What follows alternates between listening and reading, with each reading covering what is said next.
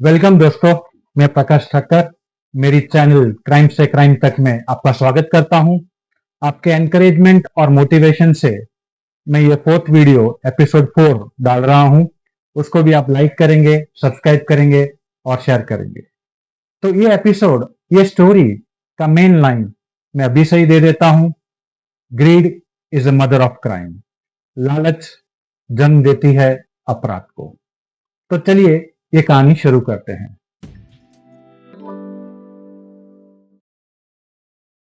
ये कहानी शुरू करने से पहले मैं आपको बताना चाहूंगा, एशिया में चाइना और India, they are doing competition. Market में कंपटीशन होती है, चाहे वो पॉपुलेशन के मामले में हो या वॉर के मामले में या डेवलपमेंट के मामले में। तो आज ये कहानी चाइना से ही शुरू होती है, जो नेपाल के द्वारा इंडिया में आती है। ये कहानी जैसे ऑपरेशन सिंदूर में पाकिस्तान का सपोर्ट चाइना ने किया था और हर प्रकार से इंडिया के अगेंस्ट में या अपोजिट में खड़ा था। तो यहां से हम लोग बात शुरू करेंगे। ये कहानी है गोल्ड स्मगलिंग की। गोल्ड जो युगों युगों से रिश्ता बनाते आया है, रिश्ता बिगाड़ते आया है, युद्ध का कारण बना है और खून की नदियां बह रही है इस गोल्ड। तो ये गोल्ड है, जिसके पास ज्यादा गोल्ड है वो देश की करेंसी स्ट्रांग है। तो ये गोल्ड के बारे में बात करेंगे, ये गोल्ड स्मगलिंग के बारे में बात करेंगे, जो चाइना से आता है नेपाल के रूप से। तो चलिए शुरू करते हैं गोल्ड की स्मगलिंग की कहानी। तो अब तक चाइना अपना इलेक्ट्रॉनिक सामान इंडिया की मार्केट में डंप कर रहा था। अब चाइना से भारी मात्रा में सोने की तस्करी की खबरें आ रही हैं। सोने का अवैध कारोबार पर मंथ 15 से 20 करोड़ फायदा दे सकता है।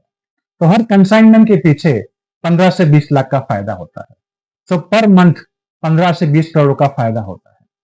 तो ये स्मगलिंग कहां से, किस रूट से होती है, मैं आपको बताना चाहूंगा। सोने की ये तस्करी चाइना से शुरू होकर नेपाल तक और नेपाल से इंडिया और इंडिया से अलग अलग राज्यों में, अलग अलग शहरों में। ज्यादातर ये रूट इस प्रकार है। नेपाल से महाराजगंज, सिद्धार्थनगर, बलरामपुर और बहिराज, उस रूट से स्मगल किया जाता है। ज्यादातर रोड ट्रांसपोर्ट का यूज किया जाता है। टूरिस्ट टैक्सी, लग्जरी बसेस इसमें इस्तेमाल होते हैं। पिछले कुछ रिकॉर्ड से मथुरा निवासी प्रमोद, मुंबई के हितेश, राजेश, विजय और वाराणसी के संजय, उनके पास से करोड़ों का सोना बरामद किया गया है। यह स्मगलिंग के लिए सड़क मार्ग अपनाया गया है और कभी कभी संपर्क क्रांति ट्रेन में वो लोग ट्रैवल करते हैं और अपने कपड़ों के साथ सोना छिपा कर लाते हैं। कहा जाता है एक्सपर्ट्स द्वारा कि ये सोने की शुद्धता 99.9% है।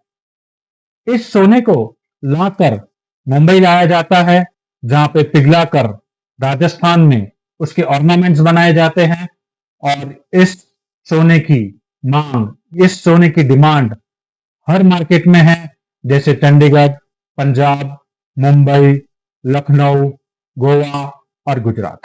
तो ये स्मगल किया हुआ गोल्ड, चाइनीज गोल्ड, अवैध रूप से कमाई देता है, लेकिन देश का नुकसान है, देश की इकोनॉमी को नुकसान है।